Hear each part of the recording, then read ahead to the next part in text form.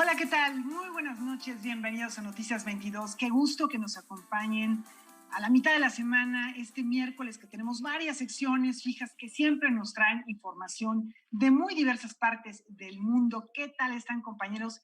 Rafael García Villegas, Guamacín Rodríguez.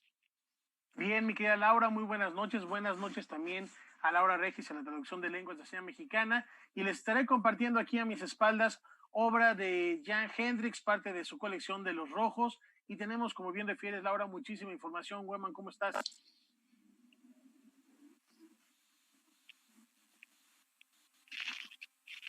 Pues Rafael, Laura, ¿qué tal? ¿Cómo se encuentran? De pronto los perdió un poco el sonido. Ya ven que estamos transmitiendo en vivo desde nuestras casas y bueno, esto nos traiciona a veces la conexión. Pero estamos aquí en vivo en Noticias 22 y ¿qué les parece si comenzamos con información que hemos preparado para todos ustedes? En este caso tiene que ver con artes escénicas, dado que el Instituto Nacional de Bellas Artes y Literatura ha lanzado una convocatoria destinada para apoyar el quehacer teatral de México. La Coordinadora Nacional de Teatro, Marisa Jiménez Cacho, nos habla sobre los estímulos económicos que van a ser otorgados para compañías independientes. 237 postulaciones procedentes de 31 entidades del país respondieron a la convocatoria Espacios Escénicos Independientes en Resiliencia, lanzada por la Secretaría de Cultura Federal a través del Instituto Nacional de Bellas Artes y la Coordinación Nacional de Teatro, en colaboración con el Centro Cultural Helénico.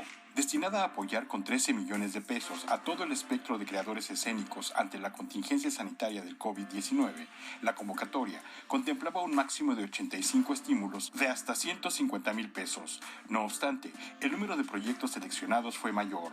Obviamente, hay estados con más tradición teatral que tienen muchas más postulaciones que otros. Hubo estados con una postulación, otros con 2 y algunos con 16. Los miembros del jurado hicieron un esfuerzo por que los resultados reflejaran también este alcance nacional que tuvo la convocatoria. De tal suerte que de los 91 proyectos beneficiados, fueron 65 para estados de la República y 26 para la Ciudad de México. Los beneficiarios deberán cumplir con los protocolos de sana distancia para el trabajo. Primeramente, habrán de llevar una etapa de planeación digital y posteriormente dar al menos 3 funciones presenciales en el espacio que los postuló. Se les animaba a formular un proyecto que se pudiera desarrollar con los medios digitales al alcance. Es decir, se reúnen los creativos, sus respectivas reuniones de Zoom o de lo que quieran, y ahí se empieza a hacer el trabajo de mesa, las lecturas, las definiciones, etc. Marisa Jiménez Cacho destaca que esta convocatoria es singular y que a la vez le ha permitido a la Coordinación Nacional de Teatro tener un espectro del quehacer escénico nacional. Por otro lado, los resultados, como decía, nos arrojan la enorme diversidad y desigualdad de condiciones en que trabajan estos espacios en los distintos lugares de la República.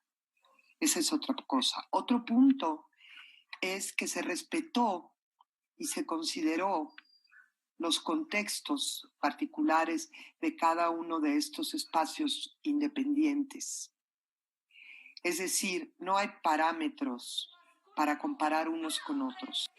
Los espacios escénicos independientes, compañías y colectivos de teatro, circo, clown, pantomima, títeres, interdisciplina, al igual que performance y cabaret, entre otros géneros, fueron seleccionados por un jurado compuesto por Alicia Laguna, Alicia Martínez Gómez, Boris Schoeman, César Tapia y Fausto Ramírez. La lista completa de los beneficiarios está disponible en el sitio electrónico del Instituto Nacional de Bellas Artes y del Centro Cultural Helénico y también en la plataforma Contigo en la Distancia. Noticias 22, Víctor Gaspar. Y de la escena nos vamos a la imagen. Compra fotos, salva vidas. Es el lema de la nueva iniciativa Fotos por México, un proyecto en el que fotógrafos profesionales recaudan fondos para el Instituto Nacional de Ciencias Médicas y Nutrición Salvador Subirán. la obra de 162 fotógrafos, entre los que están Yolanda Andrade, Patricia Aridgis, Adriana Calatayud, Tomás Casademun, Frida Castañeda, Armando Cristeto, Mariana Delecan, Graciela Iturbide, Yael Martínez, Pedro Meyer, Fernando y Gerardo Montiel Klim, Joshua Ocon y Pablo Ortiz Monasterio, puede ser adquirida por 2.500 pesos. Esta oferta no tiene precedentes, ya que la obra de estos artistas se valora en cientos o miles de dólares, solo que ahora se tiene el objetivo de reunir la mayor cantidad de fondos para el Instituto Nacional de Ciencias Médicas y Nutrición Salvador Subirán.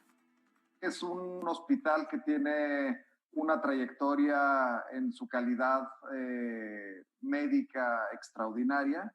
Es un instituto en donde se realiza, más allá de atender a los enfermos, investigación.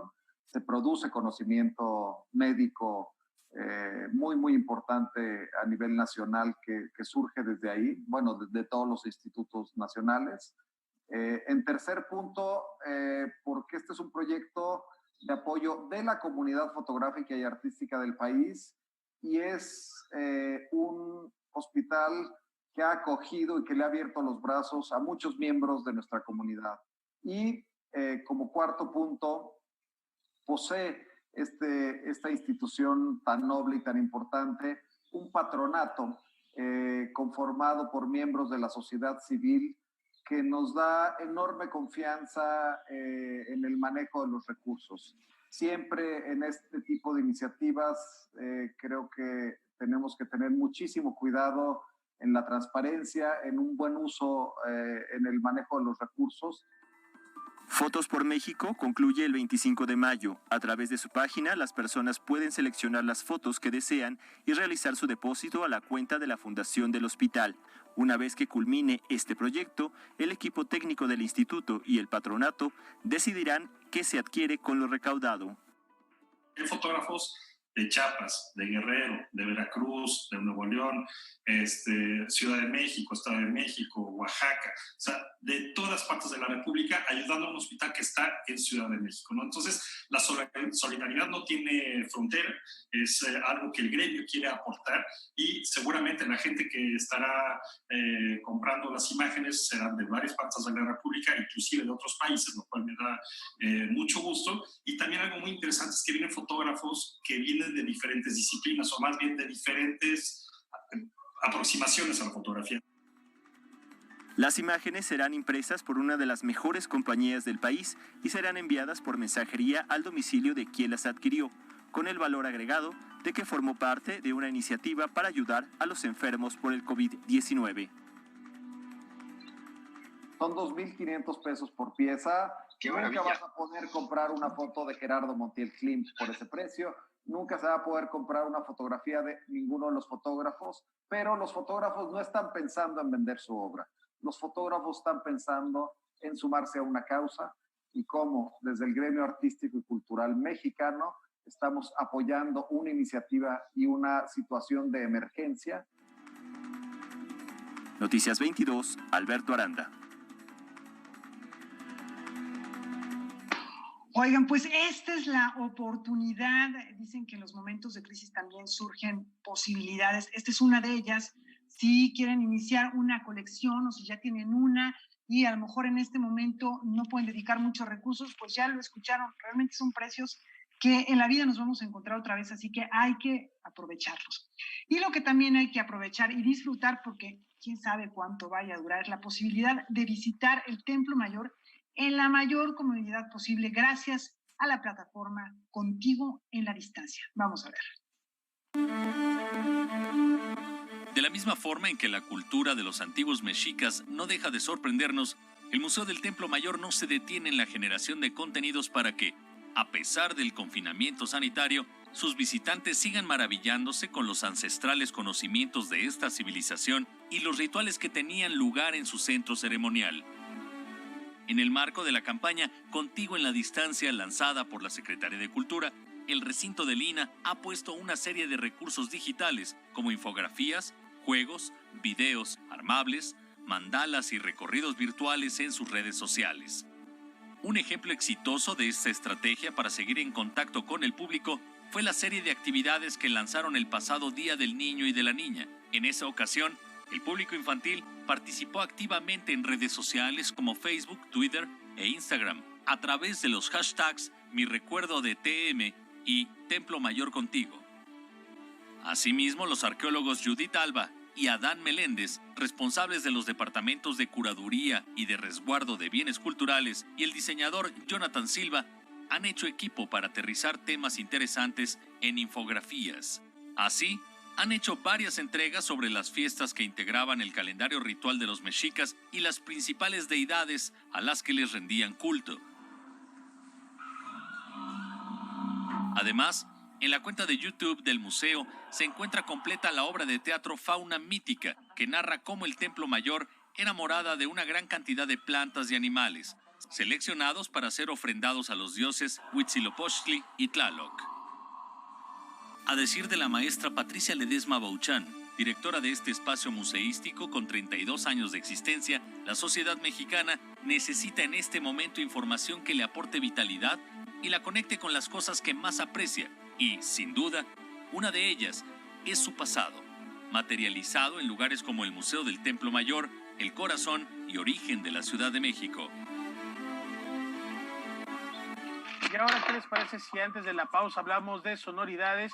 Porque a través de la Fonoteca Nacional, la Secretaría de Cultura lanza un micrositio en homenaje al recientemente fallecido Óscar Chávez. En este espacio que lleva por nombre Óscar Chávez, 85 años de canto inquebrantable, van a encontrar una semblanza biográfica del compositor, así como una serie de vínculos preparados por otras instituciones, además de 2 catálogos con archivos fotográficos y sonoros. Únicamente tienen que entrar a la página de Contigo a la Distancia de la Secretaría de Cultura o a la página oficial de la Fonoteca Nacional de México y disfrutar y recordar al gran Óscar Chávez. Con esta invitación nos vamos a una brevísima pausa. Hay más aquí en Noticias 22.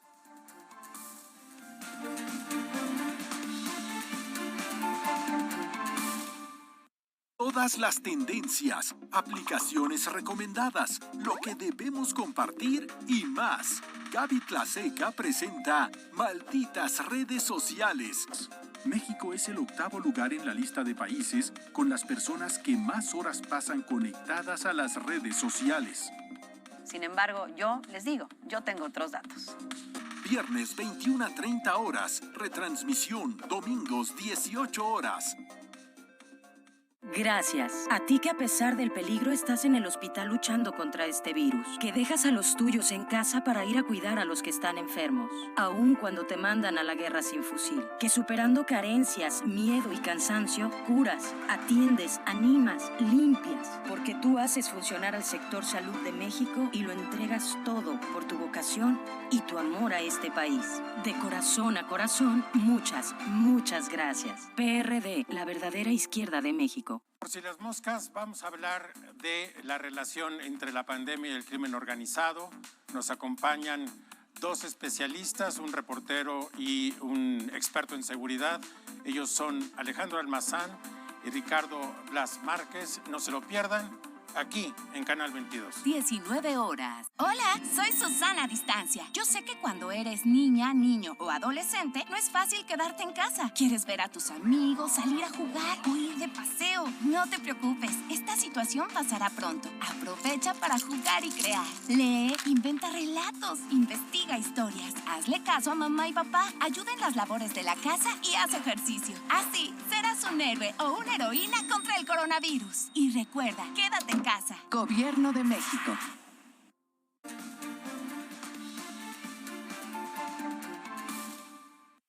Continuamos aquí en Noticias 22, es miércoles de Diáspora Cultural y ya está aquí Edgardo Bermejo, que nos va a llevar a 2 ciudades maravillosas. Por un lado Londres y otra la hermosísima Copenhague. Laura.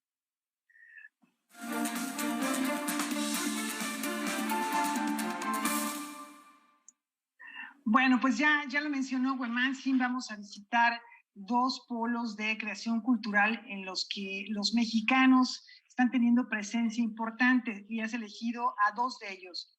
un él y una ella que nos hablan de esa riquísima diáspora cultural que cada miércoles descubrimos y que nos hace sentirnos muy orgullosos de nuestras raíces culturales. Cuéntanos. Gracias, Laura. Buenas noches, compañeros. Pues sí, en efecto, vamos a empezar el día de hoy en la ciudad de Copenhague. Presentamos aquí hace algunas semanas el trabajo de Claudia Deat. En ese entonces lo que dijimos de Claudia principalmente es que es una extraordinaria promotora cultural. Mencionamos de pasada que es fotógrafa, pero hoy vamos a detenernos en esa parte que es lo que realmente, digamos, le pone el acento a su vocación. Lo que nos ha preparado Claudia Deat es un extraordinario reportaje fotográfico, un ensayo fotográfico del momento del confinamiento de Copenhague, pero también que ya va cediendo. Dinamarca también es un país que ya empieza a ver la luz del túnel. Entonces lo que vamos a ver es un ensayo fotográfico, decía yo, donde, entre otras cosas, vamos a ver cómo también desde la belleza, también desde el poder de lo visual, podemos repensar el momento que vivimos. Vamos a verlo. Hola, soy Claudia Deat, fotógrafa, promotora cultural. Vivo en la ciudad de Copenhague, en Dinamarca, y pertenezco a la diáspora cultural. Me gustaría compartir con ustedes algunas de las fotografías que he estado tomando durante la cuarentena por aquí. Bueno, primero en mi casa, con mi familia. Tengo una hija de 11 años y mi esposo.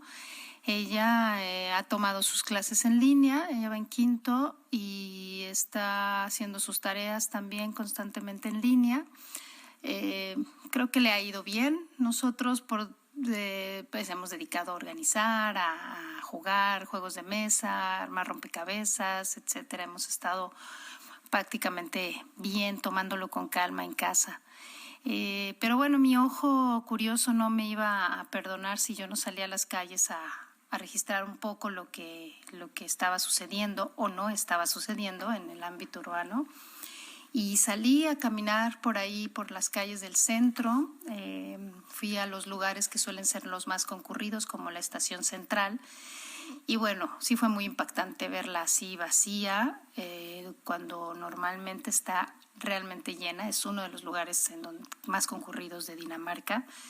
Me subí al transporte público, anduve por ahí en algunas estaciones y sí es un ámbito muy desolador. Se siente un vacío muy extraño. Que yo creo que con el tiempo vamos a ir digiriendo todos nosotros, porque pues ahora sí que todo el mundo está en las mismas circunstancias. Pues anduve por ahí vagando, me di cuenta que la gente realmente sí tomó conciencia, salían de 2 en 2 a la calle para no generar concurrencias ahí. Generalmente los negocios que quedaron abiertos fueron los de comida, mercados de comida, tiendas, supermercados también. Los demás, los restaurantes, por ejemplo, pues tomaron la medida de hacerlo para llevar, así que ya no abrían al público, pero mandaban comida. Así que hay negocios que han proliferado, como sobre todo aquí en bicicleta, que llevan comida a domicilio. Los negocios que venden por internet también se ve que han proliferado bastante, pero la mayoría en realidad, bueno, pues, y los freelance como yo, vamos a sufrir la crisis bastante. Pero bueno, volviendo a las fotografías, esto que ustedes están viendo es un recorrido por la zona centro. Y hubo un día particularmente que para mí fue muy importante y fue el día de la luna llena, que como ustedes pueden ver, hay imágenes y yo agradezco mucho a la vida que me haya dado la oportunidad de regenerar mi energía con ella. Actualmente nosotros ya vamos de salida en la cuarentena y solo quiero decir que hay esperanza, que esperamos que todos salgamos de esta, lo trascendamos. Y pues espero que hayan disfrutado esta serie de fotografías. Les mando un saludo muy caluroso desde la fría Dinamarca. Hasta pronto. Bueno, me imagino, Edgardo, que para ti tiene resonancias ambos personajes de los sitios en los que están. Ya vimos a la primera de ellos como representante de la cultura en Dinamarca, en Copenhague, pues tú te relacionaste seguramente con otros mexicanos, pudiste conocer otras realidades distintas de sitios que son lejanos a México, aunque uno pueda encontrar, desde luego, siempre similitudes en colaboraciones culturales. Y ahora nos vamos a otro sitio que para ti también es muy significativo, trabajando durante tanto tiempo en British Council, y que al que además ya hemos comentado antes aquí, hemos tenido la oportunidad de coincidir y realizar trabajo justo en Londres. Bueno, pues es emotivo poder tener estos personajes, Edgardo. Sí, el siguiente video lo hago con un llamado a nuestros mexicanos que viven en el Reino Unido, que nos puedan escuchar y ver por la señal internacional, porque es la historia de Javier Calderón, que también presentamos aquí.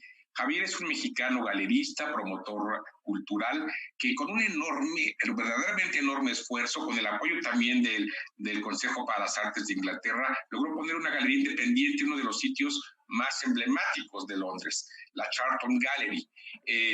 Javier ha hecho innumerables exposiciones de mexicanos en el Reino Unido, ha traído artistas del Reino Unido a México, es un promotor nato y ahora mismo está pues en serio peligro de que tenga que cerrar su galería con todas estas semanas de confinamiento que ya que sigue viviendo el Reino Unido. Vamos a oírlo a él mismo contarnos su experiencia en este momento y reitero, hay que poner atención y hay que llamar a la comunidad de mexicanos en el Reino Unido para apoyar este proyecto. Hola, ¿qué tal? Les saluda Javier Calderón desde Londres, Inglaterra. Yo he vivido aquí en Londres, en Inglaterra por 16 años. Y pues ya aquí estamos ahora pues entrando a la tercera semana en la cual el gobierno nos pidió no salir de casa, mantenernos en casa y pues también pues ser cuidadosos. La galería ya tiene más de un mes que la he cerrado, ahora mismo los voy a caminar donde está la galería, pero mientras tanto he realizado una serie de obras que tratan de cuestionarnos y de preguntarnos y también de buscar momentos de reflexión. Voy a caminar y les voy a compartir estas obras que he estado poniendo sobre las calles. La primera es esta que dice We are now, que ahora estamos meditando, pero que vamos a regresar para ser generosos, amables, empatéticos, solidarios. Creo que esta es muy importante para mí, pues ya que estamos en estos momentos, pues creo que lo más importante es reflexionar qué hacemos, dónde estamos, qué hemos estado haciendo, dónde queremos ir. Tengo otra obra que he estado poniendo en varios lugares. Esta se llama Reconciliación. Reconciliación para mí es súper importante, como pensar exactamente, cuestionarnos, pero como digo, pensar cómo es que estamos relacionándonos, tanto a nosotros mismos individualmente, socialmente, políticamente. Creo que esto es muy importante para mí, este momento, ¿no?, de calma. Tengo otra obra por acá que dice, de preguntar, ¿Will you return the same? O que si vamos a regresar lo mismo. Creo que es muy importante, como digo, cuestionarnos y pensar cómo es que queremos regresar, qué es lo que queremos hacer. Aquí tengo otra que dice, ahora escucha la naturaleza. Creo que para mí es muy importante. Creo que este momento es muy importante. Dos cosas que debemos de repensarnos. Una es la ecología y la otra es la espiritualidad. Finalmente, afuera de la galería, ahora que es donde estamos, esa es la galería que llevo en Londres. La he llevado desde el 2015. Y pues está esta obra. Esta obra dice, We are here for love. Y pues creo que ese es el mensaje para mí. Exactamente. Estamos aquí para querernos, para apreciarnos, pero también para querer nuestra tierra. Y bueno, pues les deseo que estén bien desde Londres.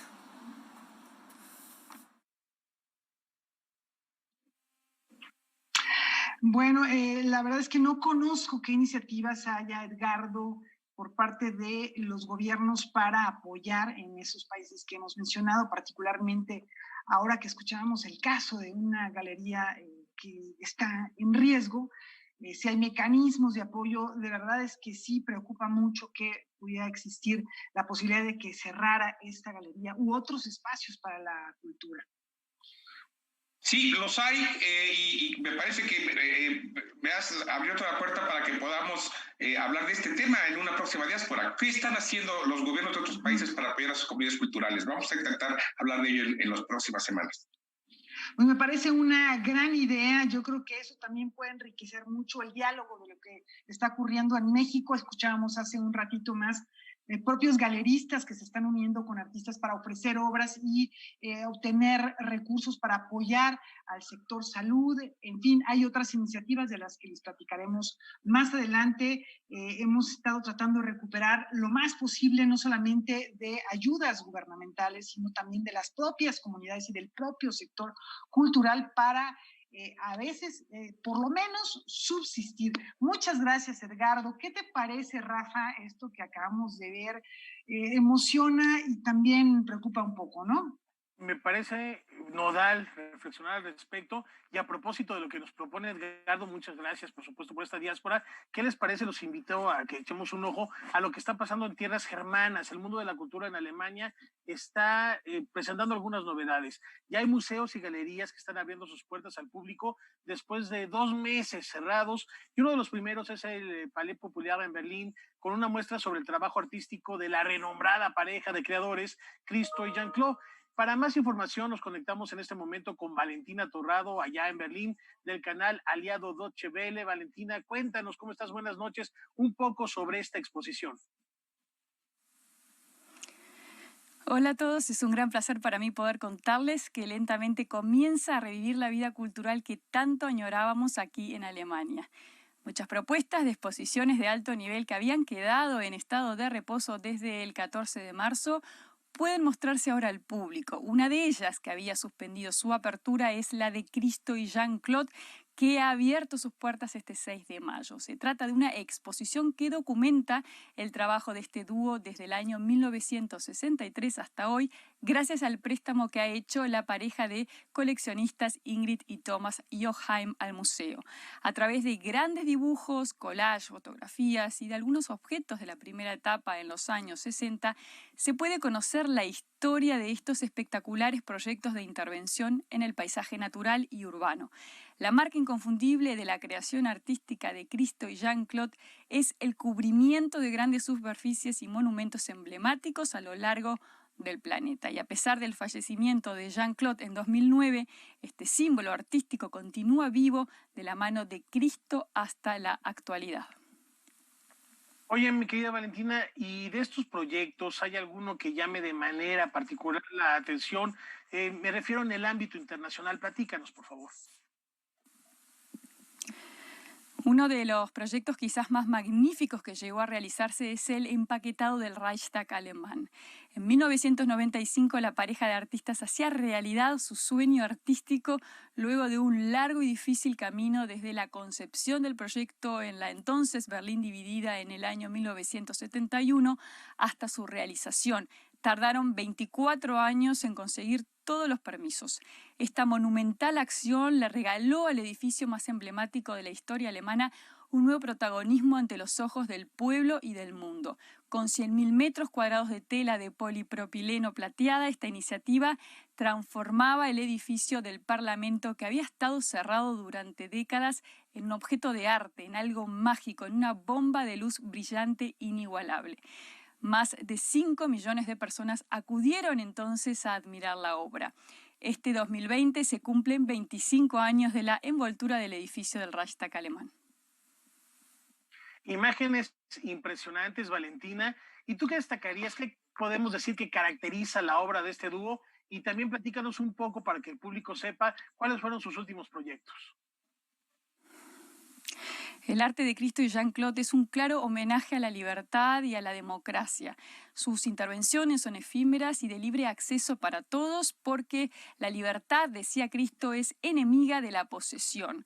Christo y Jean-Claude han logrado romper los límites del negocio del arte e inspirar y reunir a un amplio público a través de sus macroproyectos de envoltura imposibles de comprar.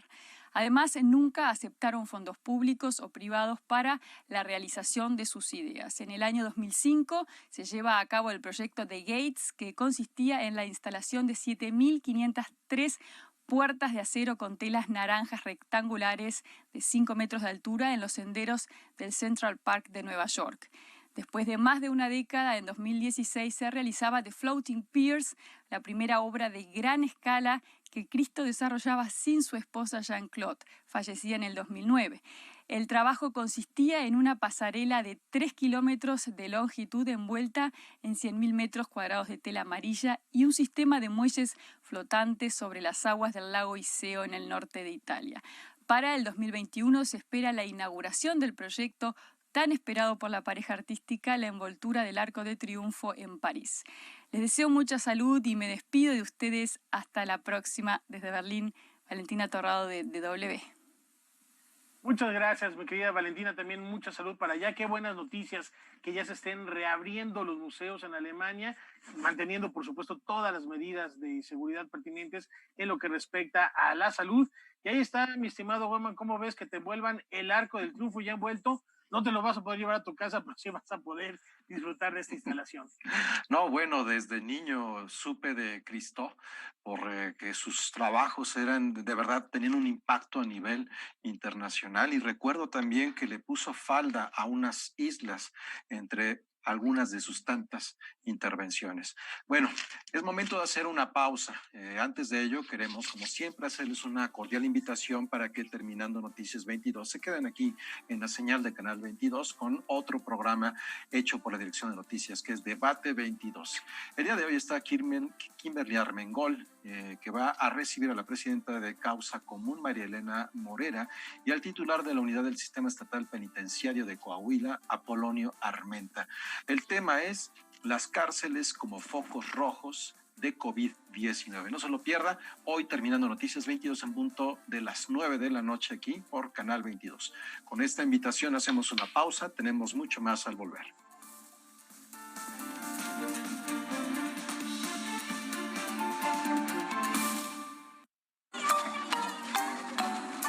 Un sentimiento terriblemente destructivo que nos alcanza a todos en un momento u otro.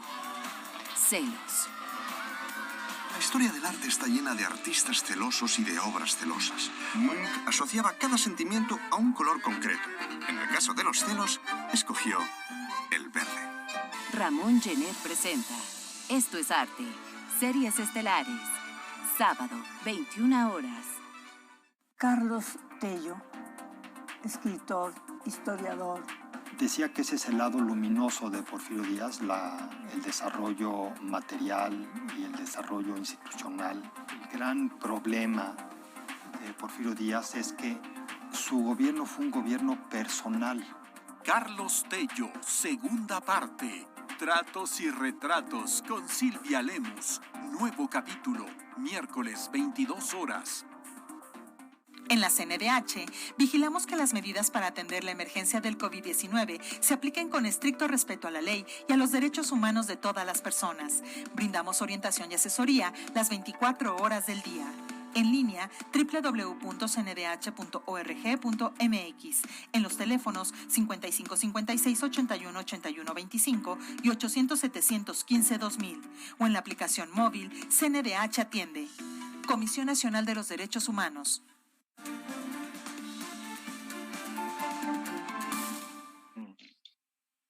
Bueno, vamos a platicar un poco de cine porque el Festival de Cine Documental Ambulante continúa con sus actividades, lo está haciendo en línea. Vamos a ver una película, vamos a tener la oportunidad de ver una película dirigida por María Sajó, que van a poder disfrutar desde la comodidad de su casa. Vamos a poder disfrutarla, vamos a ver cuál es.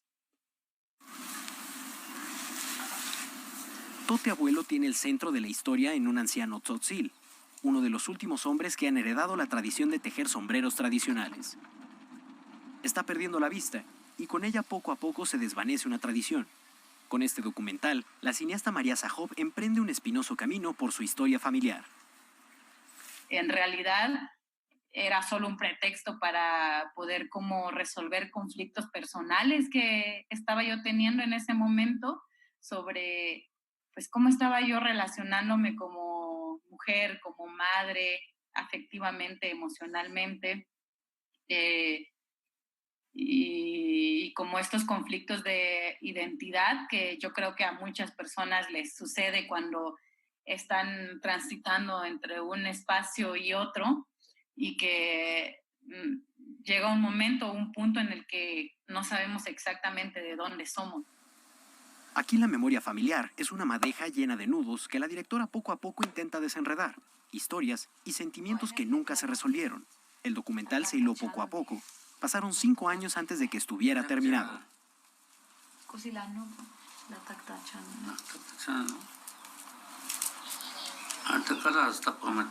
Pues fue el único espacio que tuve, o el único medio, la cámara, para poder por primera vez sentarme a platicar con mi mamá, ¿no?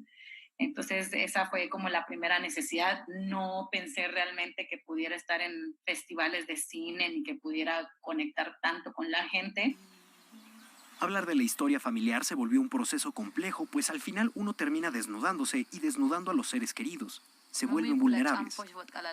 Al término del rodaje, uno de los personajes prefería no ser parte de esta historia. La directora tuvo que sortear esta y otras dificultades.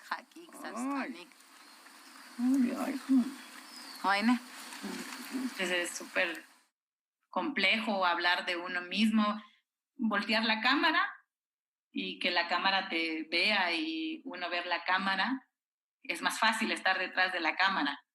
Es fácil como hablar de las personas y contar las emociones y las historias de las personas, pero cuando te toca a ti contar tus intimidades, tus miedos, tus angustias, tu historia, pues sí resulta difícil, y también es un proceso en el que uno decide ser honesta o no. Tote Abuelo forma parte del Ambulante desde casa. Justo el día de hoy se proyecta en línea y la directora ofrecerá una charla con el público a las 21 horas a través de la página del festival.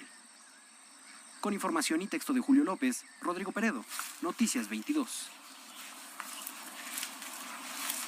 Pues ya lo saben, a las 9 de la noche ingresar a la página del Ambulante y poder disfrutar de Tote Abuelo. Y ya que estamos hablando de mujeres en el cine, los invito a conocer este proyecto de la Alianza del Pacífico, que comienza las actividades de un nuevo ciclo en el que convergen varios países de América Latina y busca dar un espaldarazo precisamente al trabajo de las mujeres en el séptimo arte.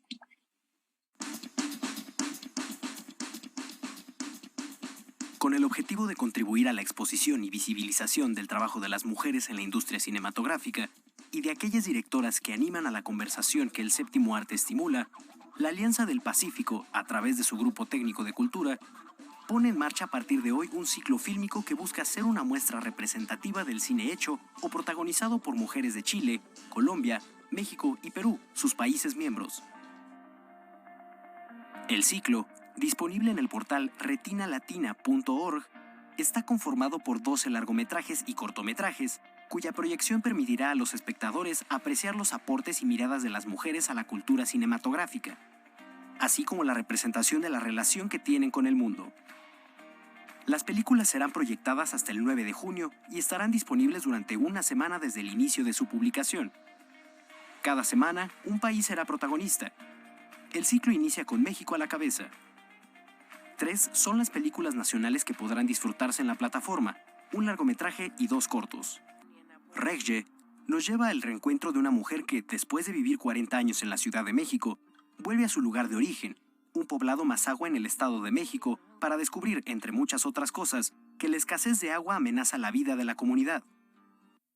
Los cortometrajes Jacinta, de la directora tapatía Carla Castañeda, quien ha destacado en el campo de la animación stop motion, y La Carta, de la actriz y cineasta Ángeles Cruz, completan la triada. Luego de la participación mexicana, el turno será para el cine colombiano. Con información y texto de César H. Meléndez, Rodrigo Peredo, Noticias 22. Y ya que estamos en cine, como cada miércoles, queremos recordarles, hacerles una invitación que mañana es jueves de cine en Casa Buñuel.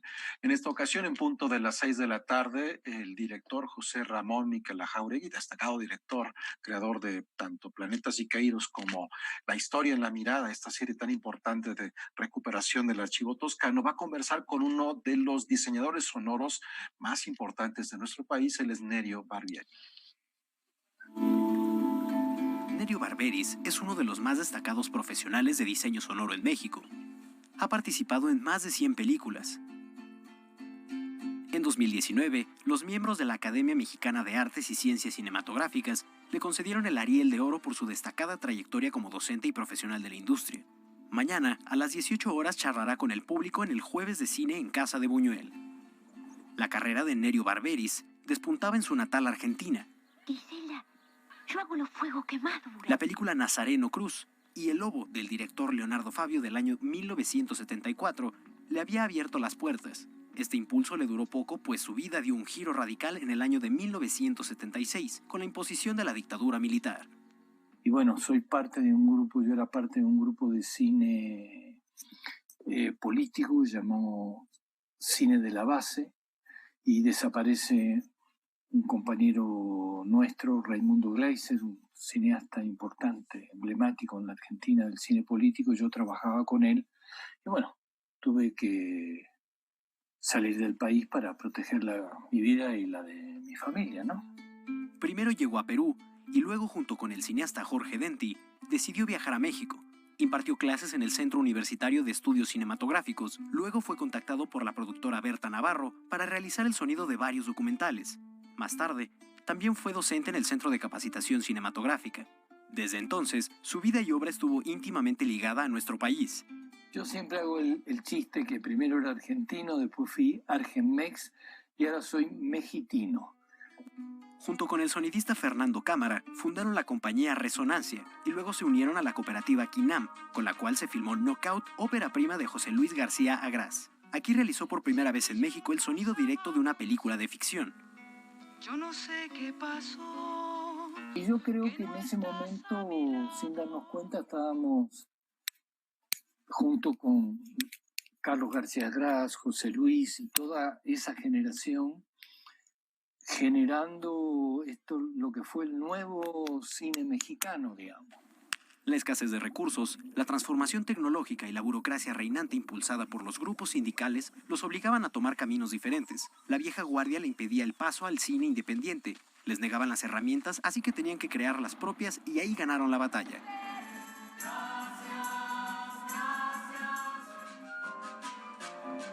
Danzón, que es una de las películas que más quiero de lo que he hecho en México, producto de que hice todo, hice el sonido directo, grabé la música en vivo, hice la edición de sonido e hice la mezcla.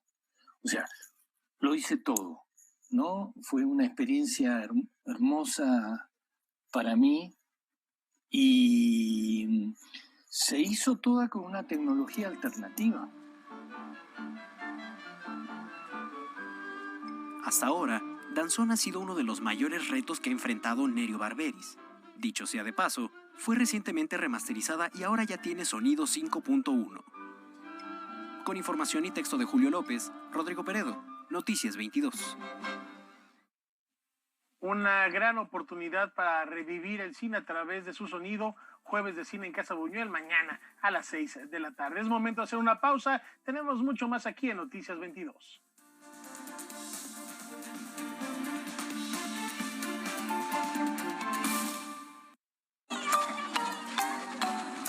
Un sentimiento terriblemente destructivo que nos alcanza a todos en un momento u otro. Celos. La historia del arte está llena de artistas celosos y de obras celosas. Munch asociaba cada sentimiento a un color concreto. En el caso de los celos, escogió el verde. Ramón Genet presenta Esto es Arte. Series estelares. Sábado, 21 horas. Contigo en la distancia estoy. Hola, en estos días en los cuales todos estamos cuidándonos, te invitamos a desarrollar tu creatividad a través de nuestra convocatoria Un Día en Casa. Graba un cortometraje de 1 a 5 minutos en el cual nos cuentes uno de los aspectos más relevantes de lo que estás viviendo en tu hogar en cualquier género. Encuentra las bases de la convocatoria aquí en el sitio que aparece en la pantalla y no olvides compartir estas experiencias con nosotros porque va a haber una serie de estímulos para los mejores trabajos que te permitirán seguir desarrollándote en el campo audiovisual. No lo olvides, nosotros estamos contigo en la distancia. Secretaría de Cultura. Gobierno de México. No se pierda hoy en punto de las 9 de la noche, Debate 22. Vamos a hablar de las cárceles como focos rojos, las cárceles con el contagio del COVID y cómo vive un reo el día a día en las cárceles mexicanas. Acompáñeme a las 9.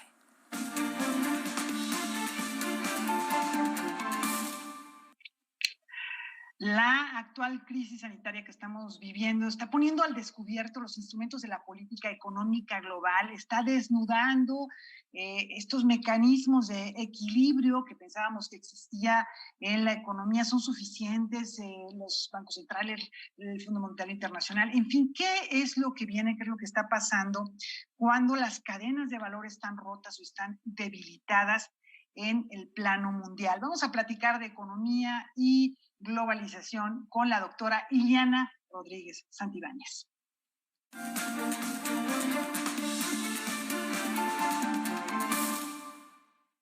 Bien, pues Laura hace una entrada bastante importante justamente para llevarnos a la reflexión en términos de lo que ha implicado esta pandemia del COVID-19 y el impacto que está teniendo a la globalización.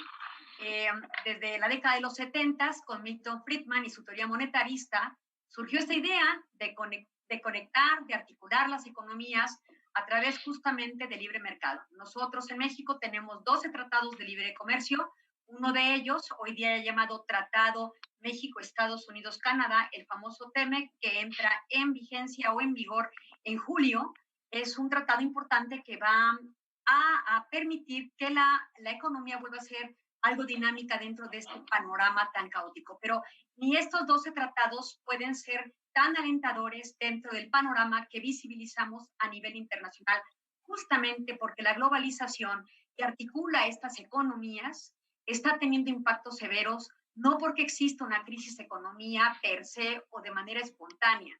Recordemos que hay una crisis sanitaria que ha impactado a todos los gobiernos y, por supuesto, al orden económico internacional. Uno de los órganos importantes del ámbito internacional en materia económica es la Organización Mundial de Comercio. Los directivos han estado pensando que va a haber un decrecimiento en el intercambio de mercancías en el sector manufacturero entre el 13% y el 32% de la reducción, de acuerdo al director de esta organización. Uno de los segmentos más afectados a nivel internacional y que tiene que ver con esta globalización y esta articulación de las cadenas de valor y de suministro tiene que ver con el segmento de servicios. Evidentemente, este va a ser uno de los segmentos mucho más impactados justamente por el tema de las restricciones de visados de viaje y, por supuesto, por el tema del transporte. Porque así fuese por barco, por transporte terrestre o por vía aérea, finalmente van a haber restricciones que van a impedir que haya viajeros circulando como lo veíamos todavía hasta el año pasado. Ahora, también hay que decirlo, la desaceleración económica no solamente es producto por esta crisis sanitaria, sino también ya desde el 2019 se veían todo lo que tenía que ver con ciertos fenómenos que se vislumbraban una desaceleración económica, comenzando justamente por el tema de la disputa en torno a los precios del petróleo y que ahora ha tenido justamente un eco mucho más importante durante la pandemia.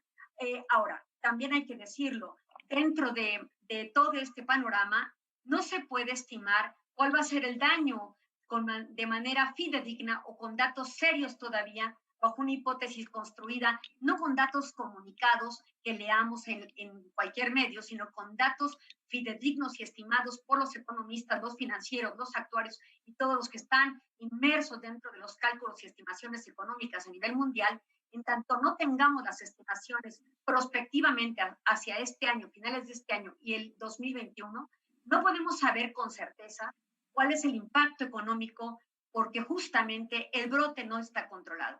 Hay estados que hoy están planeando regresar a las actividades con cierta normalidad, pero más que nada con cierta gradualidad o progresividad, no de inmediato.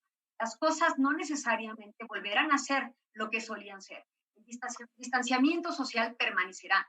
El uso de las herramientas tecnológicas va a generar toda una corriente que revolucionará incluso a los sistemas educativos que hoy día están tratando de innovar y mantener el servicio educativo a larga distancia o a distancia con los propios alumnos. Va a haber cambios muy importantes en la forma en que convivimos unos con otros. Y por supuesto también esto va a afectar las cadenas productivas al interior de los estados, todo lo que tiene que ver con los pequeños negocios y luego, por supuesto, las grandes industrias. Va a haber un descenso en la empleabilidad, ya se está comenzando a ver el desempleo. Estados Unidos guarda cifras muy tremendas de desempleo, cerca de 16 millones de fuentes de ingreso perdidas, y todos los estados están teniendo impactos negativos por esta circunstancia. Desempleo, etcétera. Pero algo muy importante que me gustaría que reconociésemos es el valor de la salud.